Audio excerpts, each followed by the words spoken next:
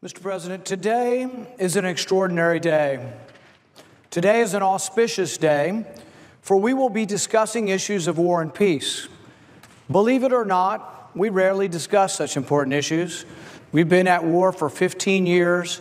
There's been a handful of debates, most of them indirect, most of them only forced under duress, and most of them would have been avoided if the leadership of both parties could avoid them. But today they cannot avoid this debate because this is what's called a privileged motion. Today we will discuss the involvement of the United States in the Middle East, and we will also discuss whether we should engage in a new war in Yemen. Today we will discuss an arms sale to Saudi Arabia that threatens the lives of millions of Yemenis. But we will discuss something even more important than an arms sale. We will discuss whether we should be actively involved. Should the United States be actively involved with refueling the Saudi planes, with picking targets, with having advisors on the ground? Should we be at war in Yemen? If you remember your Constitution, it says no president has that authority, only to repel imminent attack, but no president alone has the unilateral authority to take us to war. And yet here we are on the verge of war. What will war mean for Yemen? 17 million folks in Yemen live on the brink of starvation. I think to myself, is there ever anything important that can happen in Washington? Is there ever anything I can do to save some of the millions of children that are dying in Yemen? This is it. This is this debate today. It isn't about an arms sale. It's about children like Ali who died. Why are they dying? Because the Soviets have blockaded the ports. 90% of Yemen's food comes in from the ocean, and they can get no food, and they are starving and dying of cholera because of war. We think of famine being related to the weather. Sometimes it is. But more often than not, famine is related to man, is man-made, and the most common cause is war. How bad is it in Yemen? 17 million people live on the edge of starvation. Some, like Ali, have already died. What are people saying about it? They say that the humanitarian crisis in Yemen may be worse than Syria. Let me repeat that because nobody in America is listening to this. Everybody's paying attention to some silly show trials and silly stuff going on in committees. Nobody's talking about this at all. They say it is worse than Syria. Millions of people have fled Syria, hundreds of thousands have died, and people are now predicting Yemen may be worse. One refugee group said this, that the impending famine in Yemen may reach biblical proportions. Think about that. It's astounding what's going on there, and it's being done without your permission, but with your weapons. So today I will force a vote with Senator Murphy's help, who's been a prime mover in this, to tell you the truth, and done a great job in bringing people together. But we will force this vote for these children in Yemen because we have a chance today to stop the carnage. We have a chance to tell Saudi Arabia we've had enough. The question is, should we give money or arms to Saudi Arabia at all? What has Saudi Arabia done over the last 30 years? They have been the #1 exporter of jihadist philosophy, the #1 exporter of let's hate America, let's hate Judeo-Christian ethic, let's hate the Judeo-Christian tradition. It's coming from Saudi Arabia. They teach it in the schools in our country. They teach it in the schools in Indonesia. They corrupt the religion of Islam throughout the world. And we're going to give them weapons? I think it's a huge, huge mistake. If you say, well, I doubt that, there's no way they're that bad. Don't they share with us intelligence? Don't they help us in the war on terror? Yes, every time they help us, they hurt us twofold worse. I'll give you an example. Direct from Hillary Clinton, when she's writing honestly and not talking to the public. She sends an email to John Podesta. This is one that was leaked through WikiLeaks. Hillary Clinton writing to John Podesta. She says, we must put pressure on Saudi Arabia and Qatar because they're supplying logistical and financial support to ISIL. ISIS, the group are in the Middle East fighting again. Saudi Arabia was supplying them, according to Hillary Clinton, not indirectly, but directly. Who in their right mind would give money, arms, or share our technology with a country that's been supporting ISIS? Who would do that? Who would think that that's a good idea? And yet they'll come here and they'll say it's about Iran and we have to combat Iran everywhere. Guess what? This may make the situation with Iran worse. What do you think Iran thinks when Saudi Arabia gets weapons? They think to themselves, well, if the Saudis are getting more, we need more. What do you think Israel thinks? If the Saudis get more, we need more. Ever heard of an arms race? That's what this is. We are fueling an arms race in the Middle East. Every side wants more. And you say, well, we have to do this. We have to combat Iran. You know how much the Gulf sheikdoms, Saudi Arabia and all their allies, the ones that are bombing the hell out of Yemen, do you know how their military spending compares to Iran? 8-1. All of the money is in the Gulf sheikdoms. All of the power, all of the weapons is in the Gulf sheikdoms. They have more weapons and spend more on weapons, 8-1 to Iran.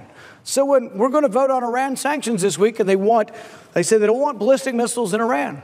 Well, I don't either. But the best way to do that is to put pressure on Saudi Arabia. How would you put pressure on Saudi Arabia?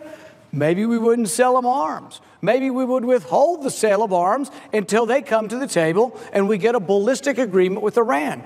It is a naive and foolish notion to think that Iran's going to give up on their ballistic weapons. They are never giving up on their ballistic weapons unless Saudi Arabia did the same thing.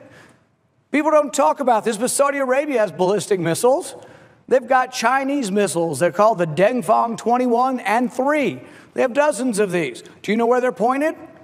Tehran and Tel Aviv. So Saudi Arabia is no friend of Israel. Do they cooperate with Israel some? Yes. But their missiles are pointed at Tel Aviv, Israel.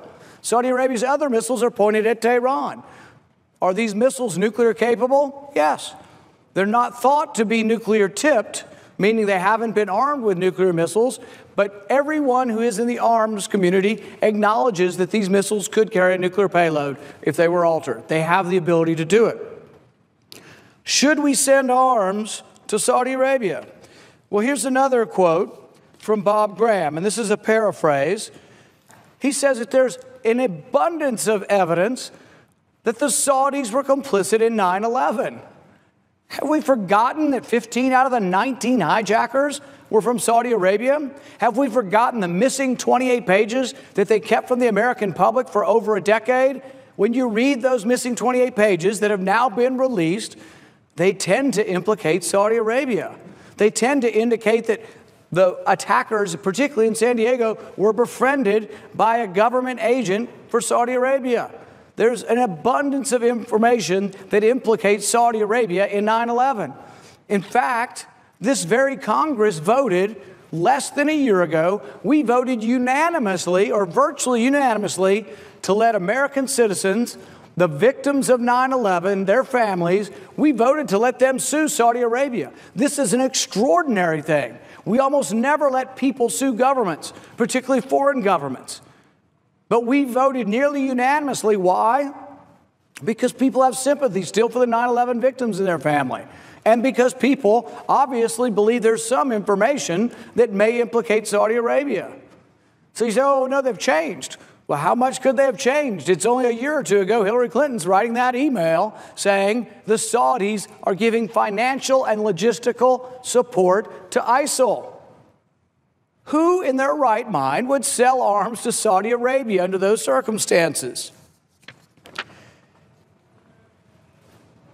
So if it doesn't persuade you that the Saudis are supporting ISIL and terrorism, may have been part of 9/11, perhaps we should look not only at the humanitarian disaster in Yemen and what they're doing to the public, and that their goal basically is famine to bring them to submission. Perhaps we should look at Saudi Arabia as a country. Perhaps we should look at the human rights record of Saudi Arabia. I'll give you a couple of instances of what it's like to live in Saudi Arabia. There was a young girl who was 19 years old. They haven't named her because her story is so traumatic. She was 19 years old. They call her the girl of Qatif. She was 19 years old and she was raped by 7 men. Now, the men were punished, a couple years in prison. But you know what happened? They arrested the victim Because you see, in Saudi Arabia, it's your fault if you're raped. In Saudi Arabia, rape victims are arrested, put in prison, and publicly whipped. She was given 6 months in prison, and 200 lashes was her sentence. Ultimately, it did not come to fore. And you know why? Partly because the U.S. stood up and said it was wrong. Partly because perhaps behind the scenes we said, maybe we're not going to sell you weapons if you behave like a bunch of barbarians. I'll tell you another story. Ali al-Nimr, he's a Shiite. The Middle East is somewhat divided between Sunni and Shia. So he's a Shiite. They're about 10% of the public in Saudi Arabia. They are the minority, and they are treated like dirt.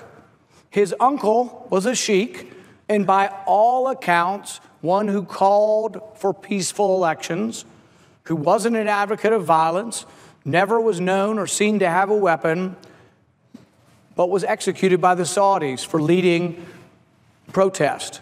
Executed for standing up in front of people and saying, we should have elections, we should not have this authoritarian government that lords it over us and does not allow us even to practice our religion in public. Ali's uncle was beheaded. Ali was 17 at the time. It was the beginning of the Arab Spring, and Ali got excited and motivated.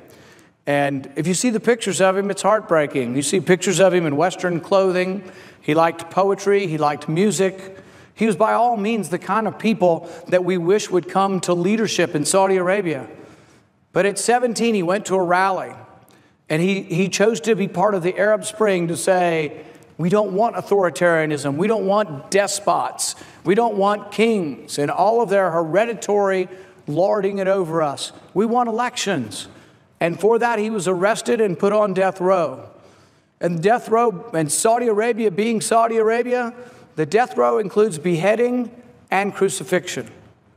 That will be his sentence, beheading and crucifixion.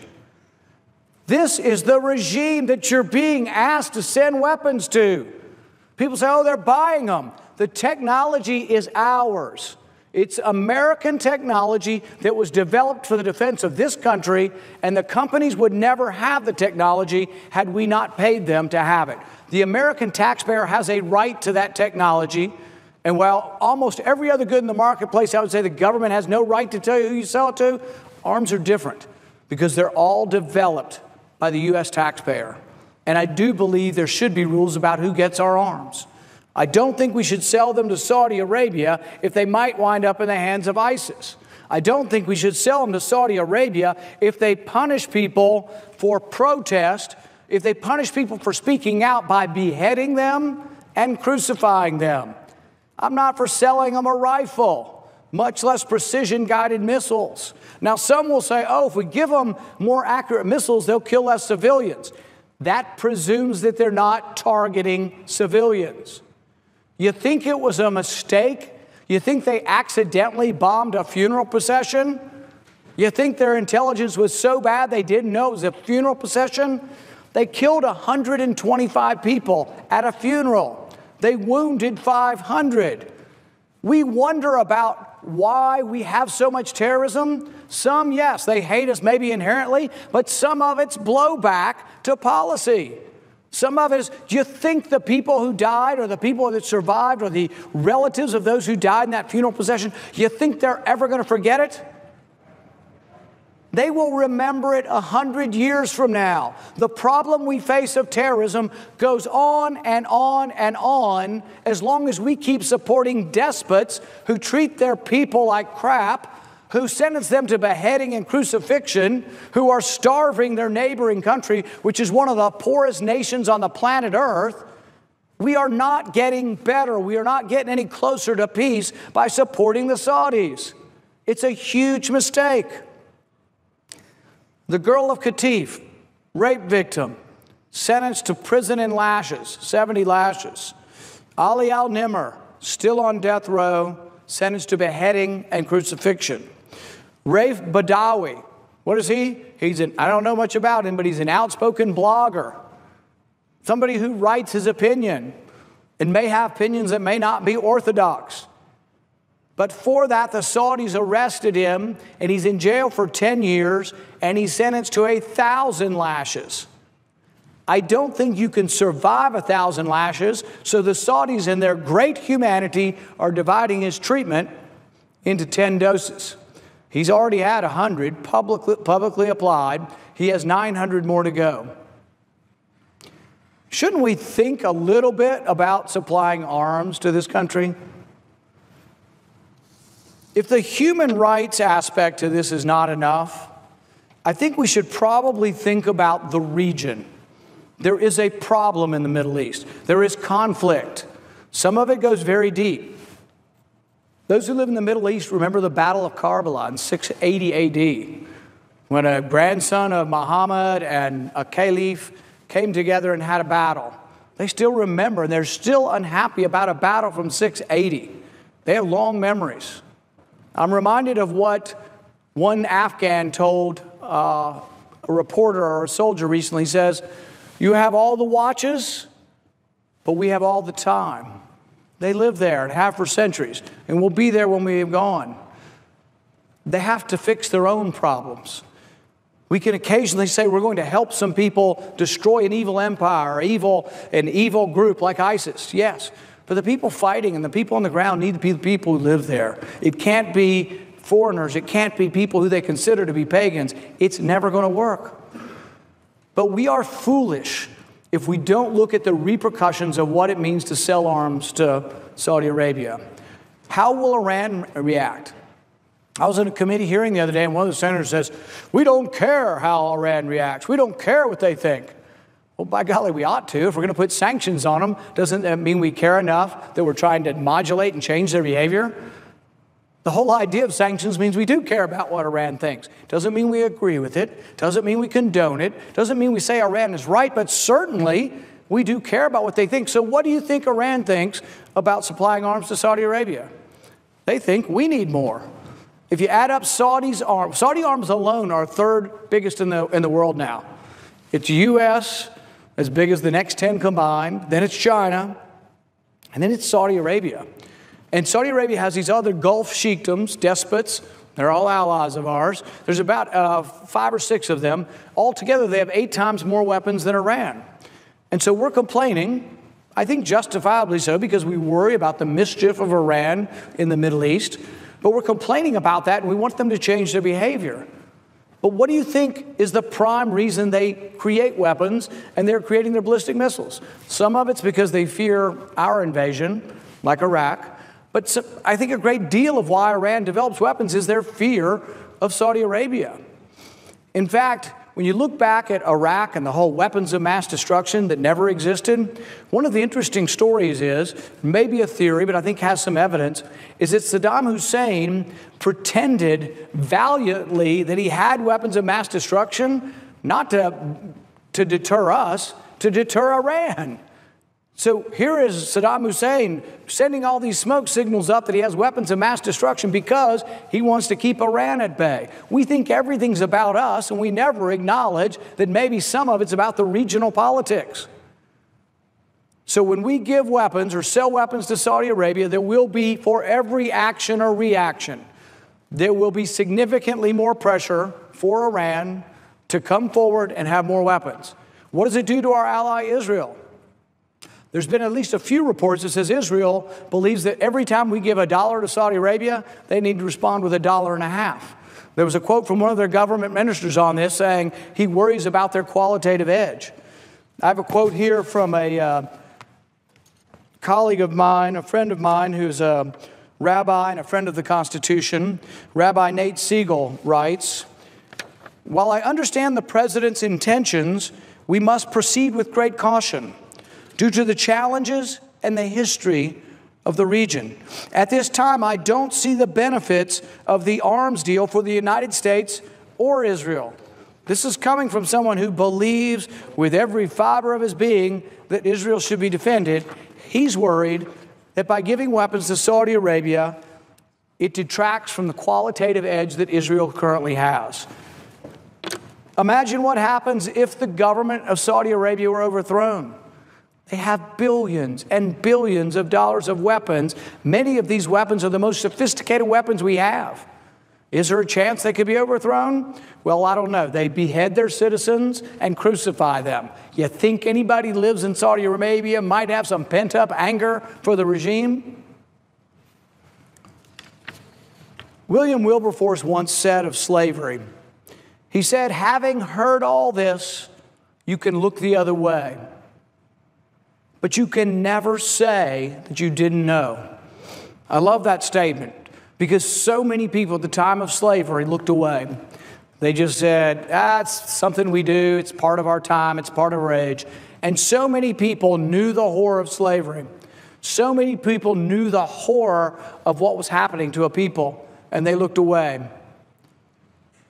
I think having heard of the impending famine in Yemen, having seen Ali and having heard of the impending famine, you can choose to look away. Many in this body will today choose to look away. They will say, you know what? Yeah, Saudi Arabia gives us some benefits sometime, and we hate Iran more. So let's just give some more weapons to Saudi Arabia. But they will be looking away from the human rights tragedy that is central to Saudi Arabia's whole being. They will be looking away from the fact that Saudi Arabia was supporting ISIS in the Syrian civil war. They will be looking away from the fact that the Saudi blockade is starving Yemeni children. You know what? I choose not to look away. And today I stand up for the thousands of civilians who are being killed in Yemen. Today I stand up for the millions of voiceless children in Yemen who will be killed by the Saudi blockade. Today I stand up for saying we, the United States, should no longer be fueling the arms race in the Middle East. It's come to no good. The wars and the rage and the anger are thousands of years old. We will never get to the bottom of it. We should defend ourselves at all costs. We should be very careful who is admitted into the country. And we should not get involved in every civil war and every misbegotten part of the planet. It is my hope and my prayer that enough Americans will wake up and say, we are tired of war. We are tired of funding every war on the globe, and we are tired of sacrificing our young in every civil war. Today, this will be a bipartisan vote. There will be a large contingent from the other side of the aisle and a small contingent from this side. But this is important. This is a rare day in Senate history where we actually have the chance to stop an evil. But we would stop this evil by sending a loud message to the president and a loud message to Saudi Arabia that we are not going to blindly support the arms race. We are not going to be blind to your human rights transgressions. And we are not going to blindly give you weapons in the face of beheading your citizens and crucifying them. So today I take a stand for those who do not have a voice, and I hope the Senate will think long and hard and will vote against this arms sale to Saudi Arabia. We will make America great again.